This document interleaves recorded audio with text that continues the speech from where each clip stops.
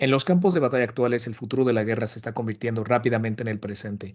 Miles de drones llenan los cielos, sistemas de inteligencia artificial ayudan a evitar obstáculos e identificar posibles objetivos, y en verdad es que todos los países ya están compitiendo para desarrollar tecnologías más avanzadas que puedan contrarrestar cualquier ataque y superar defensas de adversarios. De esta manera, Mark Milley y Eric Schmidt comienzan su ensayo en la última edición de Foreign Affairs, donde hablan del futuro de la guerra, y hoy en Geopolítica 101 hablaremos justamente de este tema.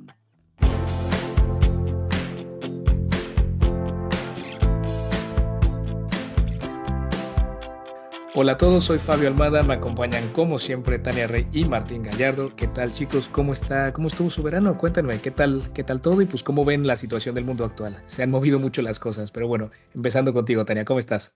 Muy buenas, Fabio. Pues como siempre digo, muy contenta de estar en otro episodio y hoy, bueno, hoy sobre todo porque tratamos el futuro de la guerra y vamos a hablar sobre las guerras híbridas, las amenazas híbridas, que es un tema que a mí siempre me ha llamado mucho la atención y que me encanta.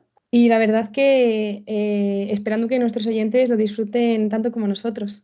Tania, Fabio, ¿cómo están, queridos oyentes? Nuevamente por aquí en Geopolítica 101. Bueno, por acá por Washington la cosa está movida. Justo ayer fue el debate presidencial y fue muy interesante porque de hecho el bloque de Foreign Policy y de Geopolítica, ambos expusieron formas distintas que ven la política exterior estadounidense.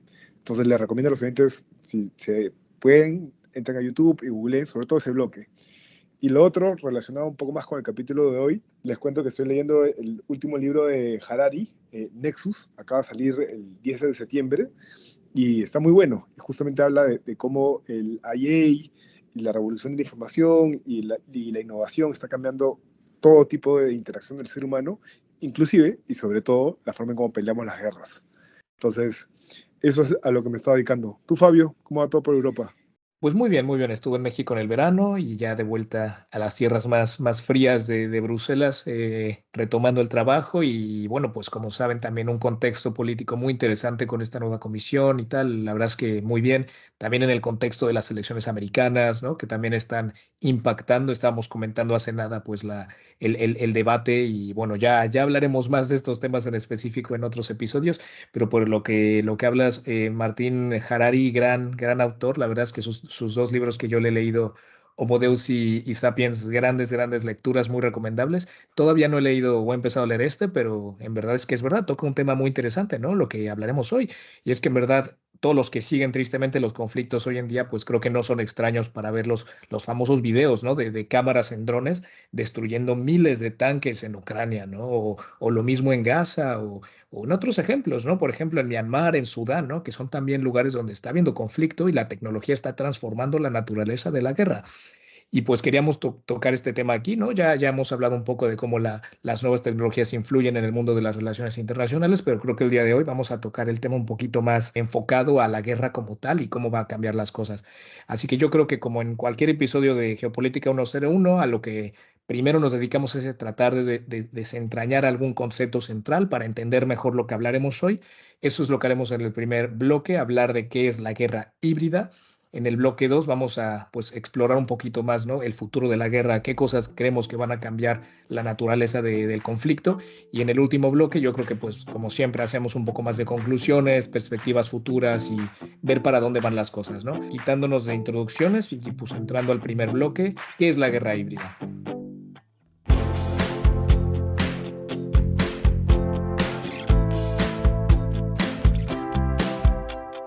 Fabio, a mí me gusta siempre hacer un pequeño repaso histórico para entrar en contexto.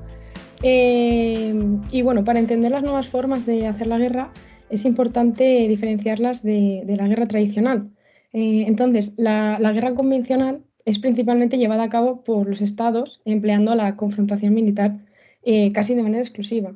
Es decir, que el objetivo es derrotar al adversario, ganar un territorio o lograr cambios políticos atacando a las Fuerzas Armadas, que son las que se encargan de defender el país. Sin embargo, los ataques a a la población civil son daños colaterales, no es el principal objetivo. Y esto es muy importante tener en cuenta porque sí es un aspecto que vamos a ver en los conflictos actuales. Tenemos que las dos guerras mundiales comparten este tipo de enfrentamiento. hasta que llega la Guerra Fría en los años 60 y comienza a cambiar la dinámica. Yo diría que esto fue un punto de inflexión porque apareció la amenaza nuclear, se empezó a tener en cuenta como un reto global y las armas más sofisticadas, entre otros aspectos. El otro punto de inflexión, el famoso 11 de septiembre, cuando cayeron las Torres Gemelas, que se empezó a considerar el terrorismo como una amenaza global. También cambió la escena internacional radicalmente hasta el punto de las aerolíneas comenzar a realizar más controles de seguridad en los aeropuertos y a ser más exhaustivos. Pero la cosa no queda aquí, porque actualmente nos encontramos ante un nuevo punto de inflexión derivado de la innovación y los avances tecnológicos principalmente. Lo que pasa que no se está teniendo en cuenta. ¿Y qué nos encontramos ahora? Pues la llamada guerra híbrida, que es híbrida porque combina las técnicas convencionales que hemos mencionado con los nuevos avances tecnológicos. Aquí, de hecho, yo quisiera hacer un comentario y acotar a lo señalado por Tania a su análisis histórico. Y es una de las lecciones que he aprendido durante la maestría. Siguiendo la teoría clausewitziana, la naturaleza de la guerra es invariable en el tiempo, ya que la naturaleza de la guerra es la política, porque la guerra es política por otros medios. Siempre, el objetivo de toda guerra es un fin político. Lo que buscamos a partir de la guerra es imponer nuestra voluntad frente a otro actor por medio de la fuerza.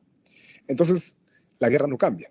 Lo que sí cambia, y es justamente, como bien señala Tania, las guerras híbridas, es la forma en cómo conducimos o llevamos a cabo la guerra. En inglés se conoce como el warfare.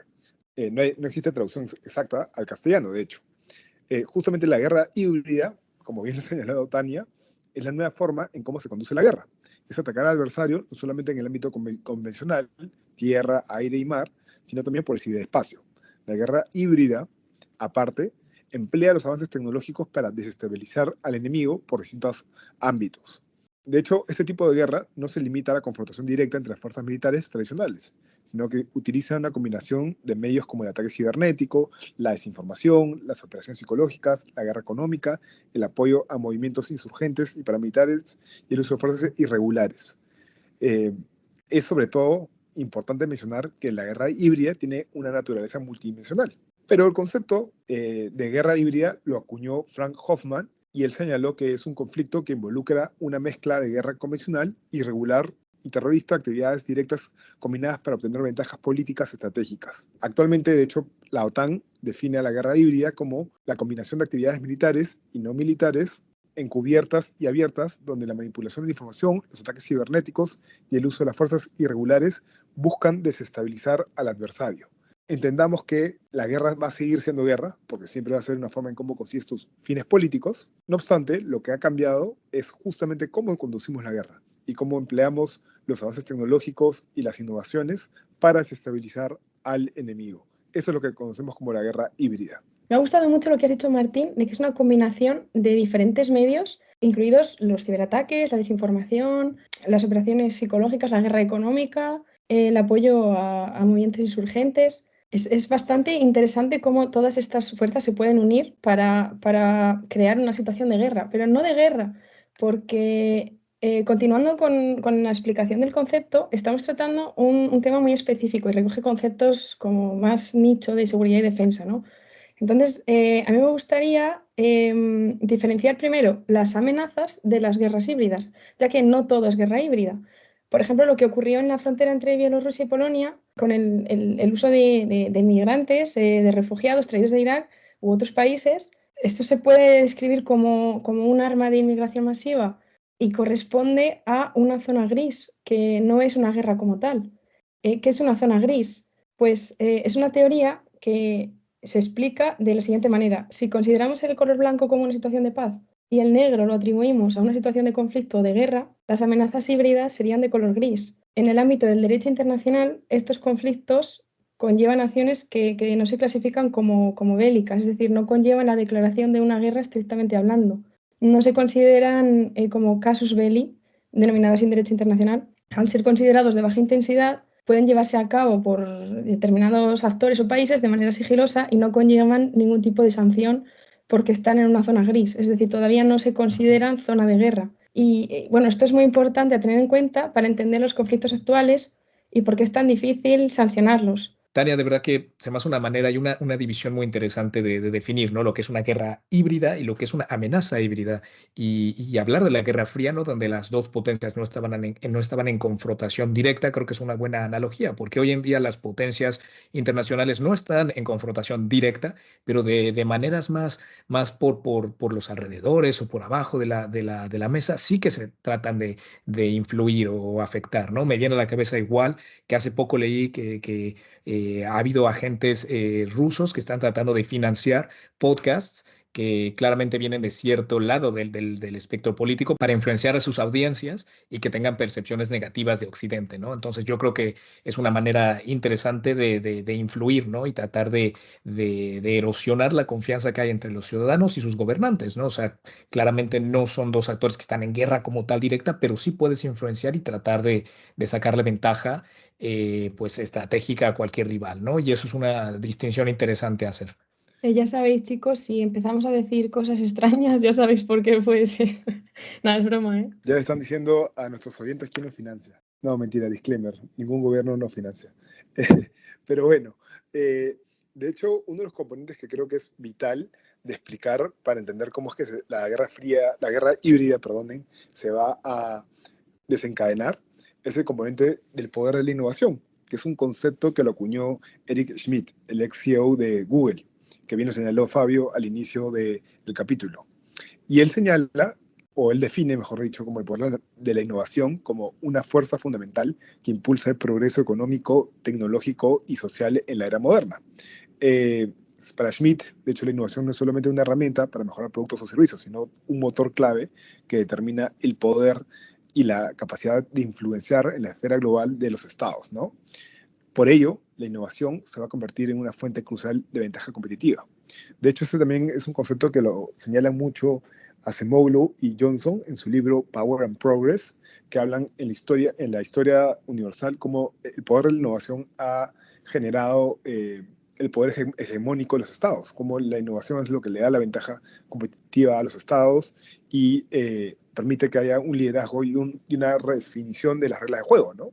Esto lo vimos, por ejemplo, al terminar la Segunda Guerra Mundial con las armas atómicas y destrucción masiva. Y de hecho, que es el punto que atañe este capítulo, desde el punto de vista militar y geopolítico, el poder de la innovación tecnológica se convierte en un factor decisivo, ya que puede determinar el éxito o fracaso de un Estado en su capacidad para proyectar poder y defender sus intereses. Las nuevas tecnologías como la inteligencia artificial, los drones autónomos, la ciberseguridad, la guerra espacial, están redefiniendo la forma en cómo planifican y ejecutan las operaciones militares. Por ejemplo, muchos de los estados dicen que, o mejor dicho, muchos de los analistas dicen que tanto China como Estados Unidos están viendo el desenlace de la guerra de Rusia con Ucrania y el uso de los drones para redefinir la estrategia militar. Justamente son los estados los que lideran el desarrollo y la adopción de estas tecnologías, los que van a disfrutar una ventaja estratégica significativa en el campo de la batalla moderno y por tanto en el mundo, en la esfera internacional. Eh, y a esto también quiero señalar en que la innovación sirve para proyectar de manera no tradicional la forma en cómo expandes la influencia de los estados a través de la superioridad tecnológica y de la disuasión cibernética. En un mundo donde, sobre todo, la guerra híbrida se ha vuelto la norma, la capacidad de un Estado para innovar en el área del espionaje cibernético, la inteligencia artificial aplicada a la defensa y a la guerra asimétrica otorga un poder de negociación sustancial en las relaciones internacionales. De hecho, este tema también lo tocamos en el capítulo de espionaje. Si no lo han visto, no sé qué están haciendo. No, mentira. entren a escucharlo. Pues sí, Martín, es muy interesante lo que has comentado, sobre todo mencionando la guerra cibernética, que es un aspecto también clave en este ámbito, en las guerras híbridas. Pero más allá de los conceptos que estamos definiendo, ¿se os ocurre algún ejemplo donde se usen elementos de guerra híbrida? Pues mira, Tania, yo creo, y voy a sacar primero que nada el ejemplo que nos viene a todos a la cabeza, es el caso de Rusia, ¿no? Yo creo que esta es la principal potencia que utiliza estas nuevas tipos de estrategias en sus conflictos. Y para no hablar de Ucrania, que hemos hablado muchísimo de Ucrania en este podcast, daré otro ejemplo, el caso de Georgia, ¿no? En 2008, una de estas primeras guerras expansionistas de Putin en 2008, un conflicto que solo duró 5 días, pero dejó cientos de muertos, miles de desplazados, ¿no? Y en este conflicto Rusia atacó el ciberespacio espacio de los sistemas de comunicación y la banca, al mismo tiempo de que genera una contraofensiva mediática de campañas de desinformación, ¿no? O sea, esto, te digo, estamos remontando 20 años atrás, ya era Rusia un pionero en este caso. Pero para dar a lo mejor un par de ejemplos distintos de cómo la tecnología está también cambiando el panorama y ya entrar más de golpe al siguiente bloque, es los ejemplos de Myanmar y Sudán, ¿no? Que tanto los insurgentes como las fuerzas del gobierno están utilizando vehículos no tripulados y algoritmos en sus combates, ¿no? En 2020, un dron autónomo de fabricación turca que estaba operada por las tropas del gobierno libio atacó a combatientes que iban de retirada, ¿no? Y quizás este fue el primer ataque de un dron realizado sin intervención humana. ¿No? Algo impresionante. Ese mismo año, Azerbaiyán usó drones de fabricación también turca e israelí con municiones, se llaman merodeadoras, ¿no? Que son explosivos diseñados para permanecer siguiendo un objetivo, ¿no? Para poder apoderarse del enclave disputado de Nagorno-Karabaj, que por cierto también tenemos un episodio cuando esto ocurrió que habla muy bien del conflicto de Nagorno-Karabaj. Y pues también claramente en el conflicto que estamos viendo hoy en día en la Franja de Gaza, Israel ha desplegado miles de drones conectados con algoritmos de inteligencia artificial que ayudan a las tropas israelíes a navegar por los cañones urbanos de este territorio, no tan urbano, ¿no? Así que bueno, yo creo que en cierto sentido no hay nada sorprendente, ¿no? En el ritmo de estos desarrollos es algo exponencial. La guerra siempre ha sido impulsada por la innovación, es muy cierto ese elemento que Martín nos ha explorado un poco, pero es verdad que hoy en día estos cambios son inusualmente rápidos y van a tener un efecto mucho mayor, ¿no? Las guerras del futuro ya no se trata nada más de quién puede reunir a más personas o desplegar mejor sus aviones, barcos y tanques. Ya estamos empezando a ver que el país que mejor innove o mejor desarrolle la tecnología, pues van a ser más poderosos, van a tener más posibilidades de ganar cualquier confrontación, ¿no? Así que en resumen de este primer bloque, como bien hemos dado los conceptos clave, es que, bueno, la guerra híbrida está diseñada para erosionar la confianza en las sociedades civiles, en los fundamentos democráticos y dar ventajas a la persona, al actor, al Estado que está llevando a cabo estas organizaciones, ¿no? Y eso se puede hacer por miles de maneras. Ahora, yo creo que en este segundo bloque, Tani y Martín, podemos ya a lo mejor dejar al lado los conceptos y entrar un poquito más a explicar cómo creemos que cambiará la naturaleza de la guerra en los años por venir.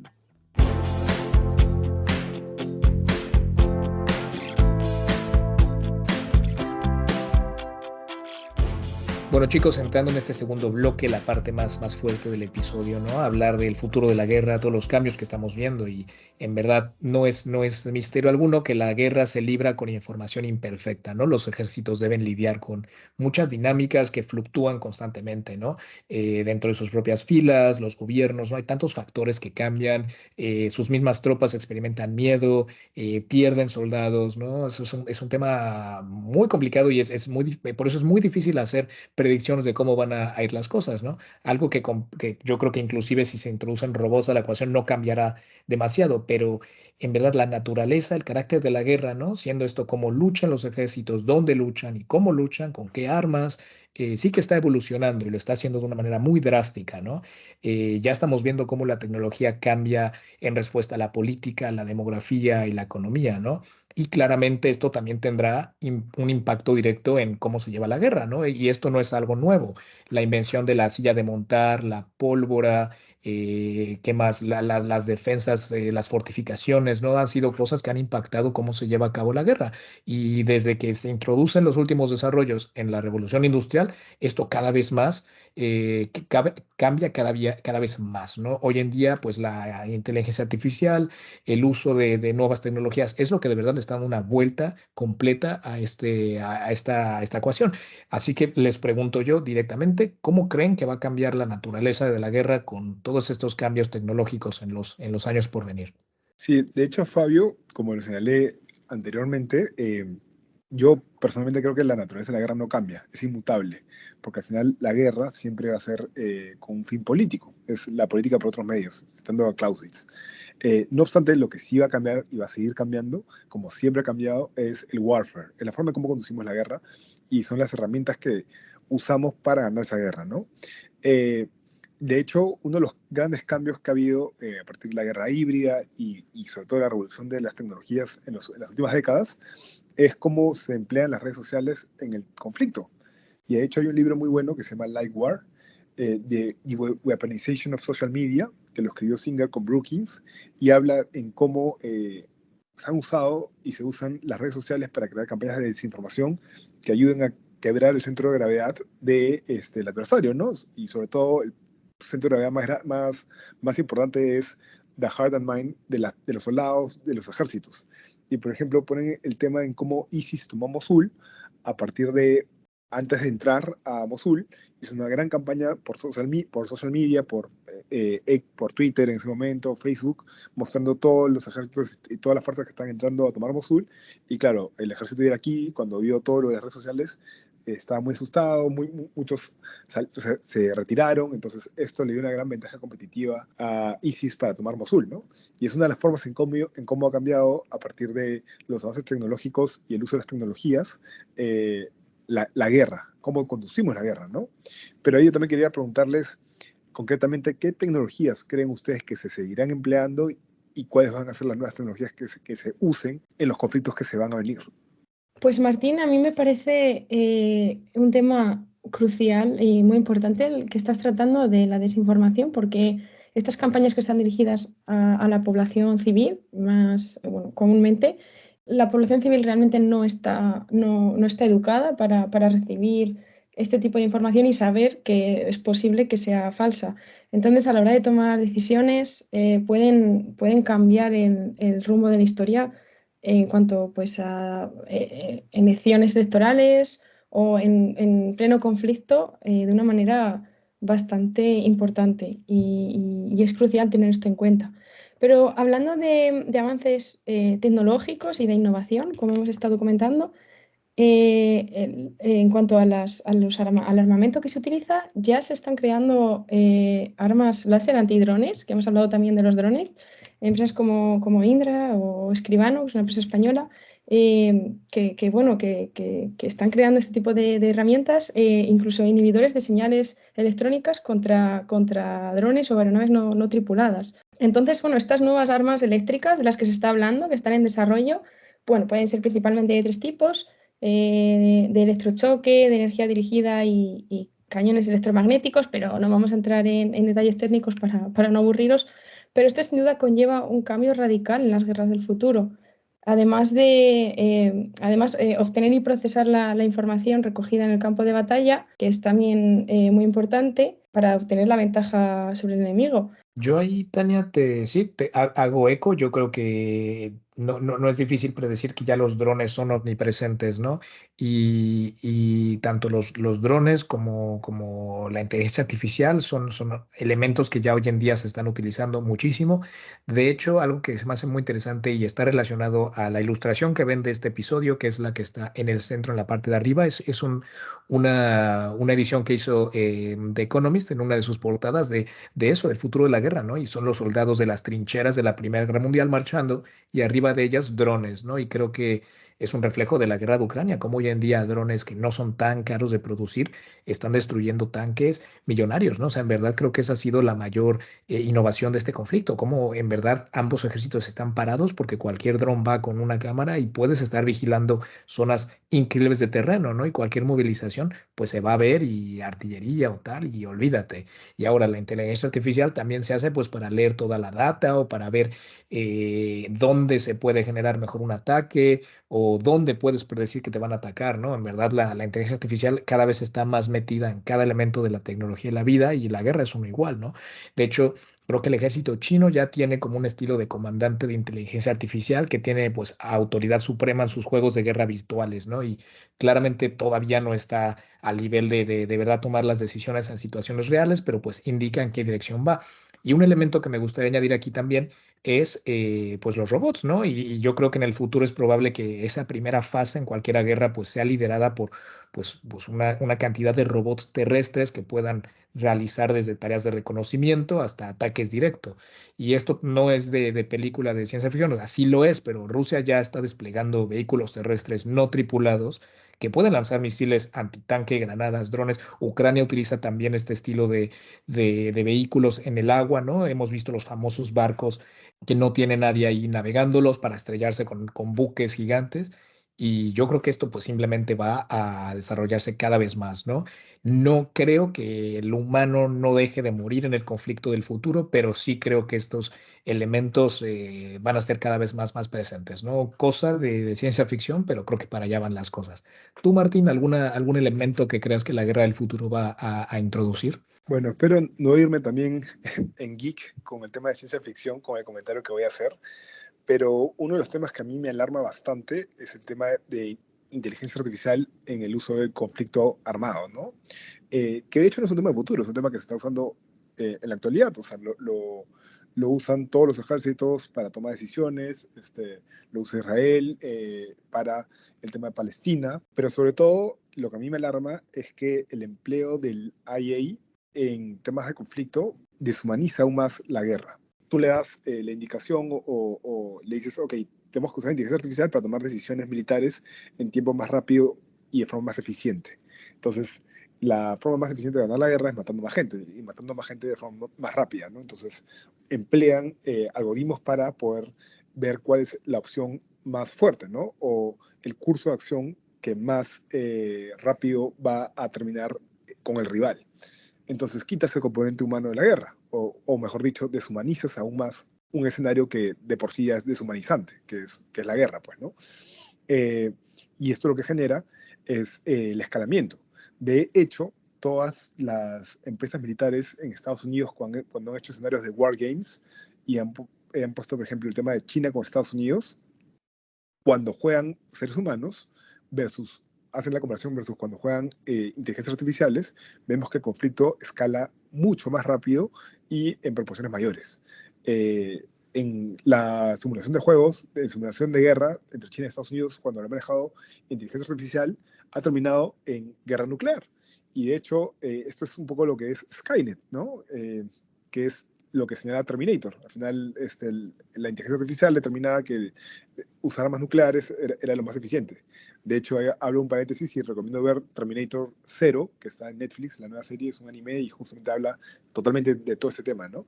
Cierro paréntesis. Pero creo que deshumanizar y poner los servicios de defensa en manos de inteligencia artificial es muy peligroso. Y de hecho, ahí, por ejemplo, cito el incidente Petrov de 1983, cuando la Unión Soviética recibió, uno de los buques recibió una alarma de ataque nuclear, un glitch, un fallo, en que señalaba que Estados Unidos estaba atacando con armas nucleares a la Unión Soviética, y el almirante Petrov, él dudó y desobedeció el protocolo, desobedeció la orden, porque no veía claro en que realmente estaban bajo un ataque nuclear. Y eso evitó que estalle una guerra nuclear por un error del sistema, ¿no? Lo mismo pasó en Hawái en el 2018, cuando llegó una alarma por 15 minutos diciendo a todos los ciudadanos, a toda la población de Hawái, diciendo, estamos bajo un ataque nuclear, por favor tomen, no es un simulacro, tomen las medidas adecuadas. Eh, los humanos podemos dudar, tenemos la capacidad de dudar, pero si tú estipulas que el sistema de defensa lo va a manejar una inteligencia artificial en donde automáticamente va a seguir el protocolo, esto hubiese desencadenado con el fin de la humanidad. Y si a esto le sumamos que hemos vuelto en una carrera armamentística nuclear en donde los estados están mejorando aún más sus armas nucleares, están mejorando aún más los misiles que disparan las armas nucleares, y para vencer los escudos de defensa y poder asegurar un ataque en represalia ante un ataque nuclear, vemos que esto se puede ir de las manos, ¿no? Que de hecho es lo que señala también Harari en su libro Nexus, o lo que señalan en The Coming Wave Mustafa. Entonces, todos esos eh, intelectuales que se han metido al tema del IA señalan justamente el peligro de dar a las IAs el control total del sistema de defensa. Pero claro, por otro lado también tenemos a las empresas militares diciendo, oye, esto es lo que te asegura una respuesta más inmediata y más seguridad para asegurar la soberanía de tu Estado, pues, ¿no? Entonces, no sé, cuando ves Terminator y lo que pensaron que iba a pasar en 1980, y bueno, 1997 en teoría, el 29 de agosto, vemos que la ficción está cada vez más parecida a la realidad. Claro, que la realidad cada vez se parece más a la ficción, ¿no? Yo creo que esto se retroalimenta, pero sin duda yo creo que ese es el gran dilema de la inteligencia artificial, ¿no? Que es verdad que hay ciertos riesgos y creo que las potencias todavía dicen, bueno, creo que si hay en cosas que tenemos que pactar es en esto, creo que es uno de los principales, ¿no? Como que pilares de la leve conversación que hay entre potencias hoy en día, pero como bien lo dices tú, si tu adversario va a quitar esos handrails y va a dejar que sus algoritmos tomen esas decisiones, no te puedes quedar atrás, ¿no? Y quedas esa carrera armamentística que te puede llevar al exterminio si termina siendo el caso, ¿no? Creo que son temas que cada vez se hablan más, ¿no? Pero yo creo, chicos, para también tratar de bajar esto que hablamos a un caso, que es otro tema que hablamos mucho en el podcast, es el caso de Taiwán, ¿no? Un caso concreto donde todos estos nuevos modelos de emplear la guerra podrían jugar un papel determinante. Y hace poco leí un artículo donde en el caso de un posible asalto anfibio a Taiwán de China, lo que podría detener un ataque así fuese a lo mejor un gran número de embarcaciones no tripuladas, estilo drones, submarinos, tal, autónomos, que puedan rápidamente moverse durante la batalla y a lo mejor pues eliminar cada barco que esté tratando de cruzar el estrecho, ¿no? Se me hizo una manera muy interesante de esa guerra híbrida, lo que habla Tania, ¿no? Como a lo mejor un actor más pequeño, tal, ¿no? A la manera en la que Ucrania también está tratando de utilizar estos pequeños avances tecnológicos en diferentes sistemas para contraatacar un enemigo mayor, ¿no? Y pues tumbarte equipamientos muchísimo más grandes, caros, tal, con equipamiento más innovador y a lo mejor muchísimo más barato, ¿no? Creo que eso es una interesante reflexión y no sé, como para hablar de un caso que digo, no es actual, esperemos que nunca llegue, pero no deja de ser un tema en el campo de las relaciones internacionales y también estos desarrollos tecnológicos podrían terminar cambiando la dinámica en un posible asalto chino a Taiwán. De hecho, Fabio, justamente el tema de Taiwán se reduce también a lo que el libro Chip War habla acerca de la importancia que representa Taiwán para los beneficios de la innovación tecnológica y cómo esto va a desembocar en el tema de la guerra futura, ¿no? Entonces, está todo relacionado. Vemos que tanto el uso de tecnologías para defender a Taiwán como en general la lucha por Taiwán, por el tema de los chips y para tener esa ventaja competitiva que la innovación te da, vemos que lo de la guerra híbrida y la innovación va por la misma senda.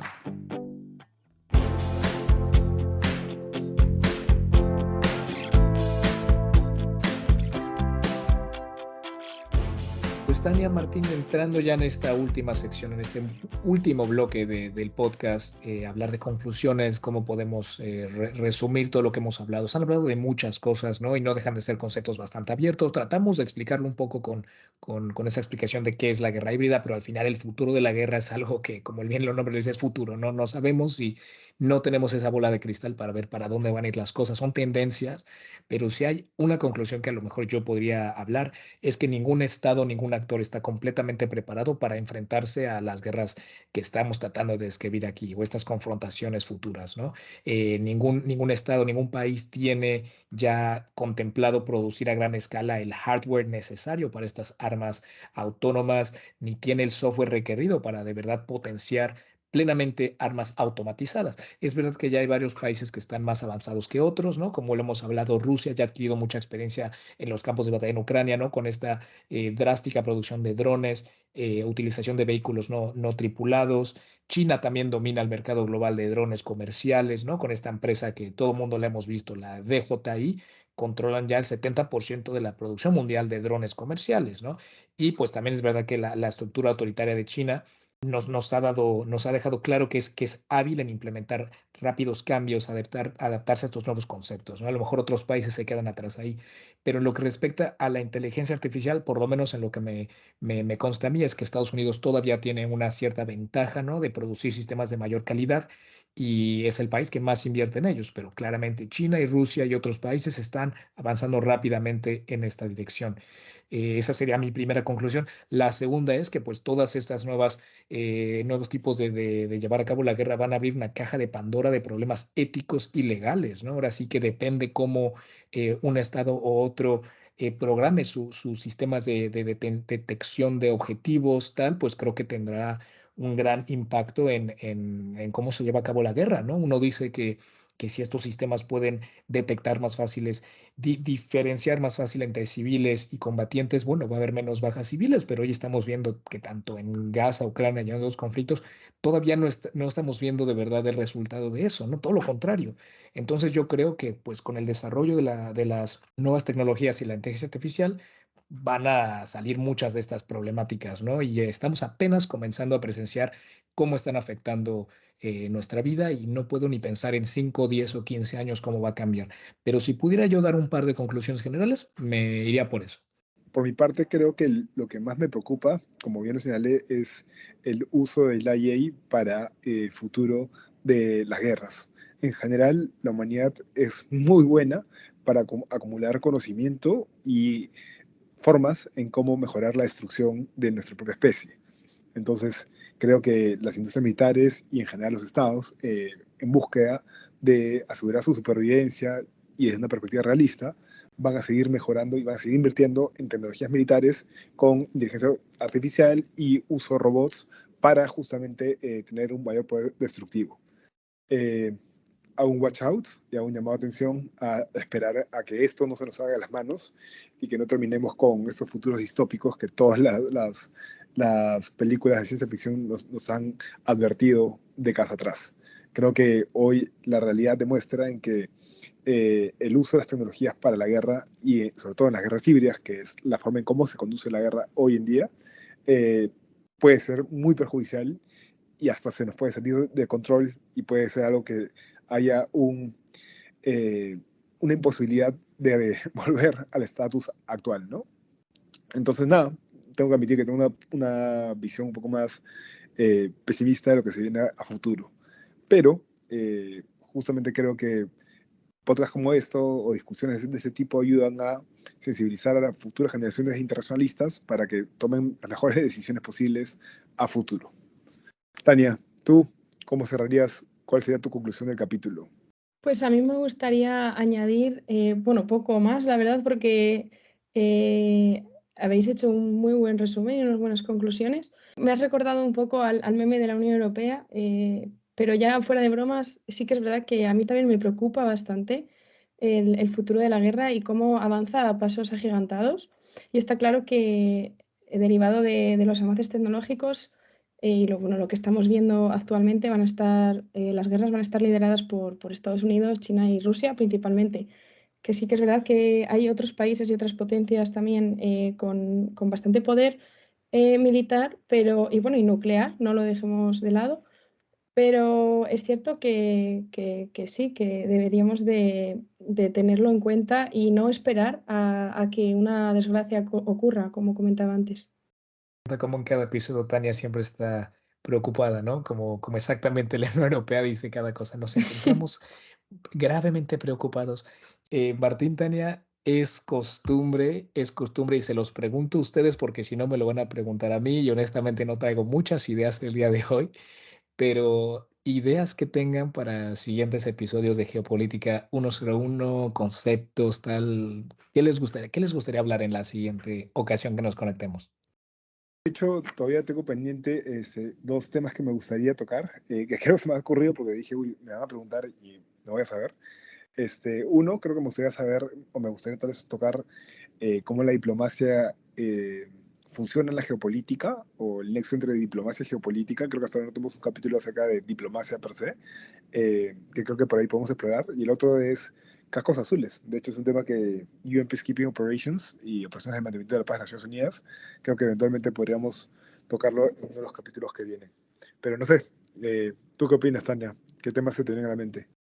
Ahora que lo comentas, esos temas me parecen bastante interesantes porque realmente las personas que no han estudiado política internacional o derecho internacional siguen pensando a día de hoy que la ONU para qué sirve, ¿no? No sirve para nada. Entonces, ni la diplomacia. O sea, no, para las personas que no están involucradas en el ámbito es muy abstracto. Entonces, explicar esos conceptos, cualquiera de esos dos temas, me parece bastante interesante.